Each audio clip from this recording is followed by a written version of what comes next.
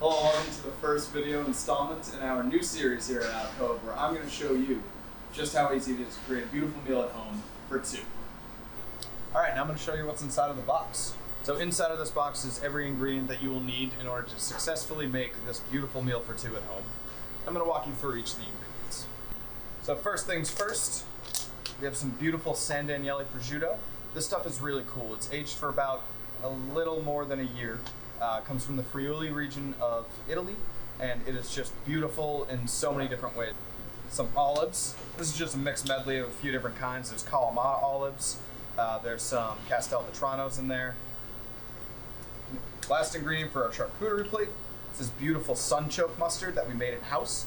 We took a lot of these sunchokes, which are these cool little root vegetables, and we basically fermented them in a little bit of salted water, and then we pureed them with mustard and turned them into a beautiful spread to help complement the young salted flavor of the prosciutto, the brininess of the olives, and obviously the crackers that you're going to be enjoying with this. Next up is for the broccoli salad. So here we have some roasted broccoli, just done in a little bit of olive oil, salt, and we roasted it in the oven for about 10 minutes just to get a little bit of color on there, and that'll help bring out a lot of those beautiful flavors of the broccoli. Some watercress. This stuff is really beautiful. It's young watercress, so it's not as crazy and stringy as some of the more fully grown stuff. It's still in the baby or petite form. Next for the broccoli salad, we have our dressing. This dressing is really interesting. Basically, we took all the stems of the broccoli that we didn't roast off, and we fermented those in a similar way that we did the sunchoke mustard. And then we blended that up with some pink peppercorns, a little bit of sherry vinegar, olive oil, and some Parmesan cheese. Here we have some Parmesan cheese, a little bit of golden raisins, and some pine nuts. Parmesan cheese adds a little bit of that salt. The golden raisins, some sweetness. They're cooked in a little bit of wine and fresh thyme. And then the pine nuts will give that rounded, nutty, and buttery flavor to the rest of the salad. Our main event of the evening, the Radiatore pesto pasta.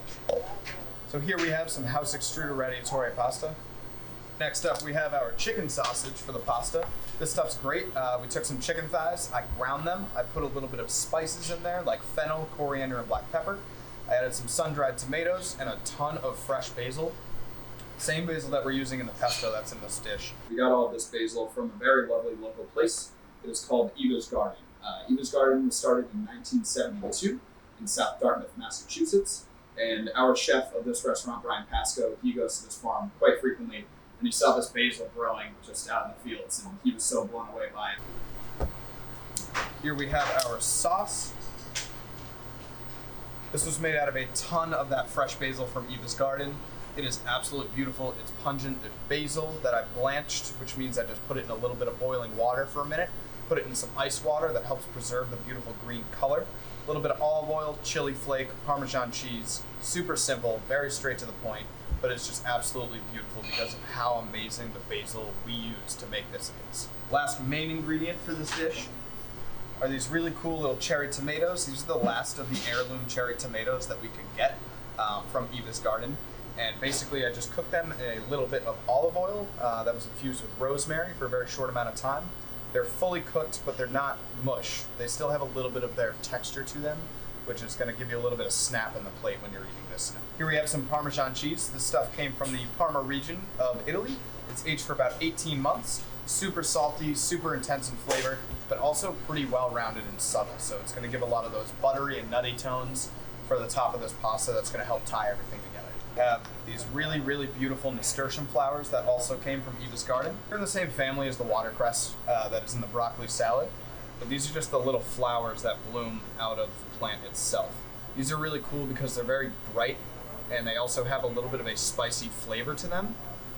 So they're gonna add just that little extra peppery bite on top, mixed in with that cheese. It's gonna be absolutely beautiful.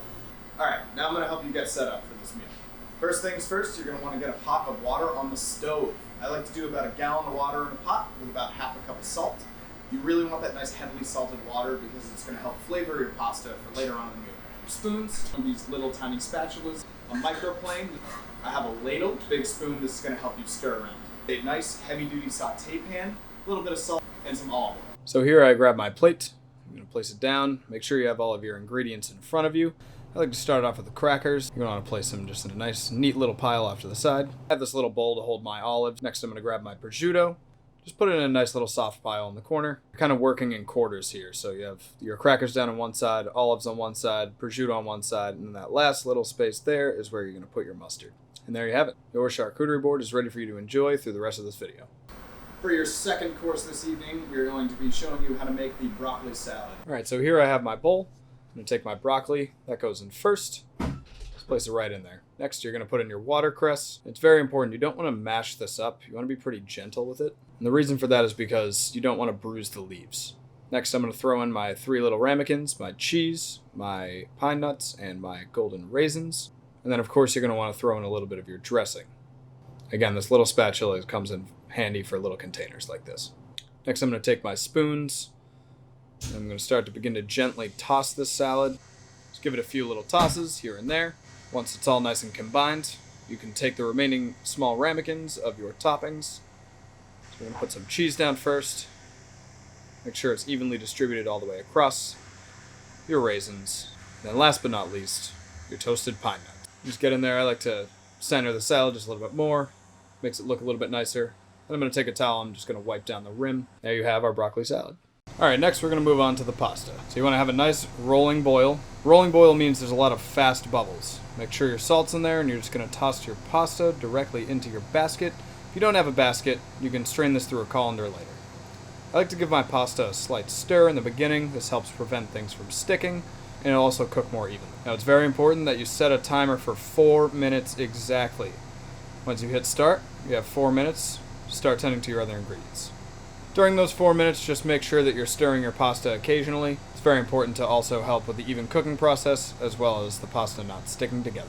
I'd also like to mention again that you should not throw out all of your water. You definitely need to save about a cup's worth of this liquid off to the side before you get rid of the rest of it. And we're done. All right, time for the chicken sausage. I'm going to take a little bit of olive oil, and I'm going to put it in a nice hot pan. I like to start my pan off on medium-high heat. As I add in my oil, I'll drop that heat down to about a medium. I like to place my sausage directly in the center. This is going to be the hottest part of your pan to start with. And then I'm just going to lightly break this up. I don't want to break it up too much because I want there to be chunks of sausage. It's very important that you do not touch it for the first, I'd say, about 2 minutes of cooking. The sausage is going to develop a very nice brown crust. Give my pan a little shake to help release some of the sausage. Stir it around gently. Next, I'm going to take my tomatoes that were cooked in a little bit of that beautiful rosemary oil. I'm going to throw them right in the center, and now I'm going to start to stir. I'm going to let this sit for about another 30 seconds to 1 minute. That way the tomatoes can heat all the way through. You don't want to cook them all the way. Next, I'm going to add in my pesto. Give that a gentle stir as well. You just want to lightly coat all of the ingredients in this beautiful pesto and make sure it gets nice and hot all the way through. Now I'm going to add in my pasta. Just make sure everything is beautifully and evenly coated in that luscious green pesto. At this stage, I'm going to add in some of that starch water that you need to have left off to the side. I'm going to give that a good stir. Again, be nice and gentle when you're stirring this all together. You don't want to damage any of the pasta.